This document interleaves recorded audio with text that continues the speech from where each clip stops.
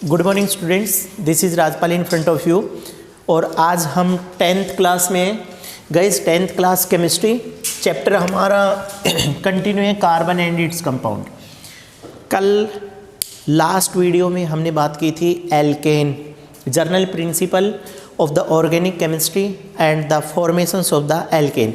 हमने बोला था वहाँ पर कि कार्बन कार्बन सिंगल बॉन्ड होगा, सिंपल फॉर्मूला CnH2n+2 प्रिंसिपल को फॉलो करेंगे। That means total number of hydrogen atoms are just twice the double of its, यानी कि कार्बन के नंबर से दुगने से दो ज़्यादा।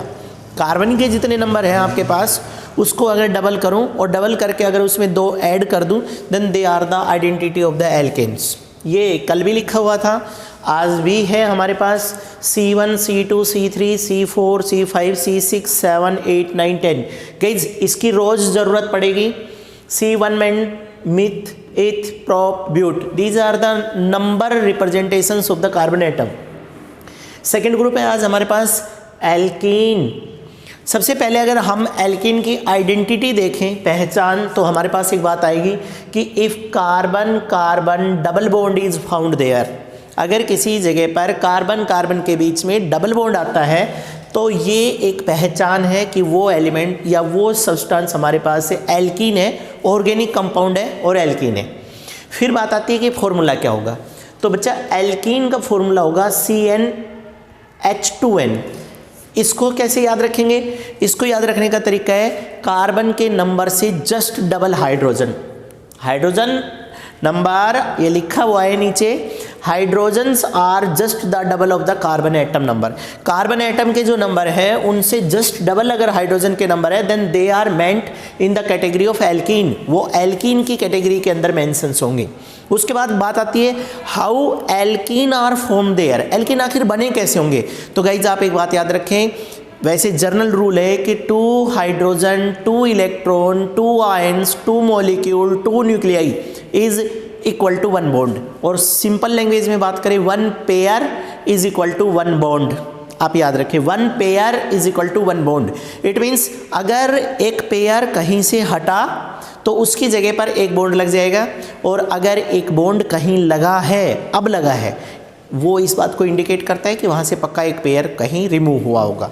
तो गाइज यहाँ देखो, दैट इज सिंपल अरेंजमेंट। ये हमारे पास एक सिंपल अरेंजमेंट है।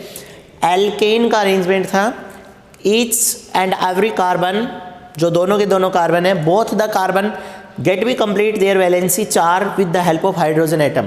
हाइड्रोजन एटम से अपनी 4 वैलेंसी इन्होंने कंप्लीट की। हमने successive carbon that means adjacent carbon के ऊपर से एक पेयर हाइड्रोजन रिमूव कर दिया। और according to rule when alkane lose 1 pair of the hydrogen then alkane is form there. जब भी हाइड्रोजन एक पेयर लूज करेगी वहाँ पर एक बॉन्ड आ जाएगा। तो देखो कार्बन कार्बन के बीच में सिंगल बॉन्ड था, इन दोनों कार्बन ने अपना एक पेयर हाइड्रोजन रिमूव किया तो यहाँ पर डबल बॉन्ड आ गया, और ये दोनों एज इट इज है। इट मीन्स पहचान जो ऊपर दी थी carbon carbon double bond, carbon carbon double bond, and after that each and every carbon must be the tetravalent.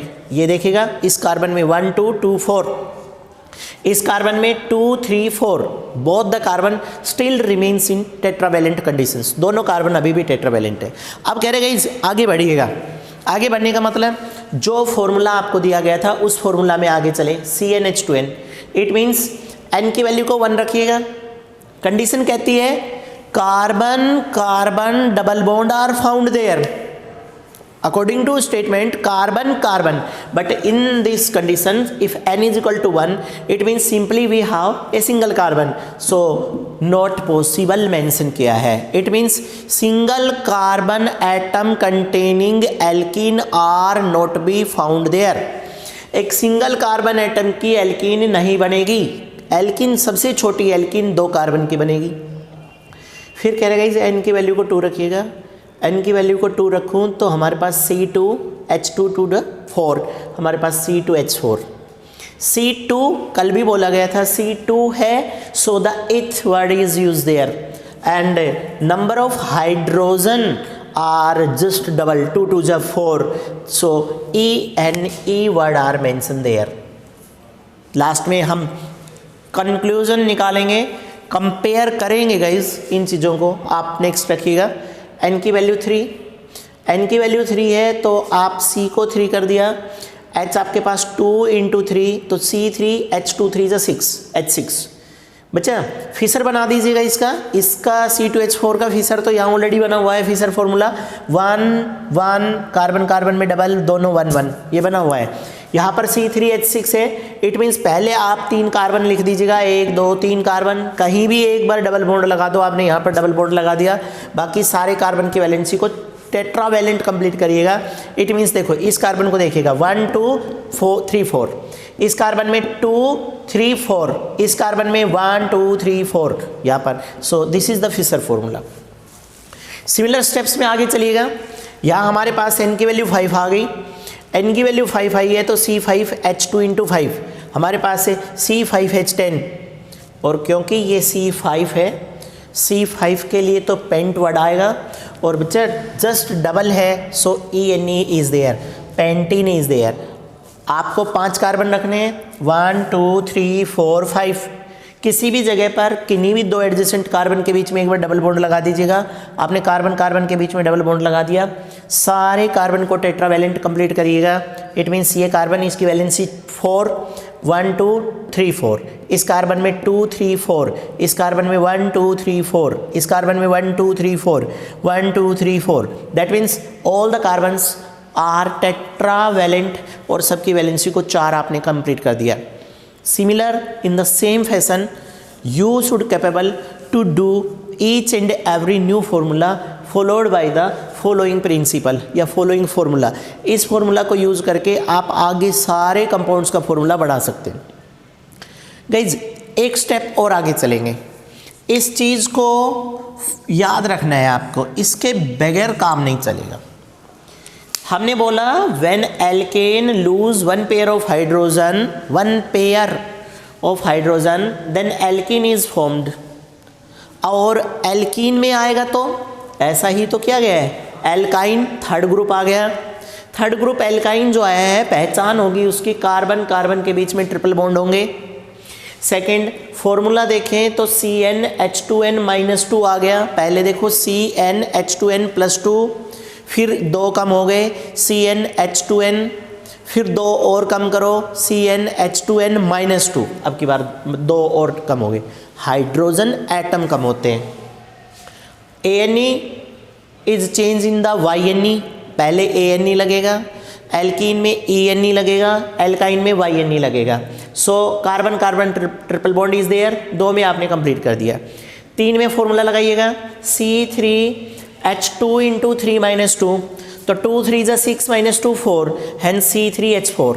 वैसे भी याद रखें तो कार्बन के नंबर के दुगने से 2 कम हाइड्रोजन एटम, याद रखें कार्बन के नंबर के दुगने से 2 ज़्यादा हाइड्रोजन एटम, कार्बन के नंबर से just double hydrogen atom, carbon के नंबर से जस्ट डबल से 2 हाइड्रोजन कम। C3 बच्चा C3 3 के लिए तो क्या यूज़ करेंगे, प्रोप, और दुगने से 2 कम है तो YNE, hence propyne is there. ये प्रोपाइन आ गया। रिप्रेजेंट कैसे करेंगे, 3 कार्बन लिख दो, 1 2 3 3 कार्बन, किसी भी एक जगह पर ट्रिपल बॉन्ड लगा दो। आपने इस जगह पर ट्रिपल बॉन्ड लगा दिया, ट्रिपल बॉन्ड लगाने के बाद सब कार्बन की वैलेंसी को 4 पूरा कर दो।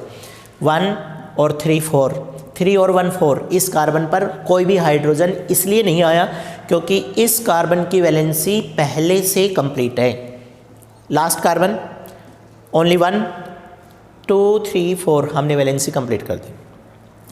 n की वैल्यू को 4 रखें, ये n की वैल्यू 4, C4H2 × 4 -2, 2 4 जा 8, 8 -2 6, सो C4H6 इज देयर। क्योंकि ये C4 है एंड C4 का नाम ब्यूट, सो द ब्यूट और आइन, that is the arrangement. In the same and regular order, you should make any formula of the alkane, alkene, alkyne, किसी का भी बना सकते हैं। अब जो मेन बात है उसको देखिएगा। सपोज गाइज ऐसे लिखा हुआ है C3H8, फिर लिखा हुआ है C3H6, और फिर लिखा हुआ है C3H4। अब देखिएगा तीनों में कार्बन 3 है, कार्बन 3 कार्बन 3 कार्बन 3, तो 3 के लिए प्रोप, यहाँ भी हम प्रोप लिख देंगे, प्रोप, इस जगह पर भी प्रोप लिखा है, यहाँ पर भी प्रोप, तीनों जगह पे प्रोप लिख दिया। फर्स्ट में क्या हुआ, फर्स्ट में हमारे पास कार्बन के नंबर से डबल करो, कार्बन के नंबर के डबल से 2 ज़्यादा, 3 2 जा 6 + 2 8, तो क्या लगा दे ANE, प्रोपेन। कार्बन के नंबर से जस्ट डबल, 3 2 जा 6, तो क्या लगा दूं ENE, और डबल से 2 कम, तो यहाँ पर क्या लगा दिया जाएगा, इस जगह पर YNE is there. So propane, propene and propyne, these are the way in which we can capable to make any types of formula of alkane, alkene and alkyne. Please take a short scan of this.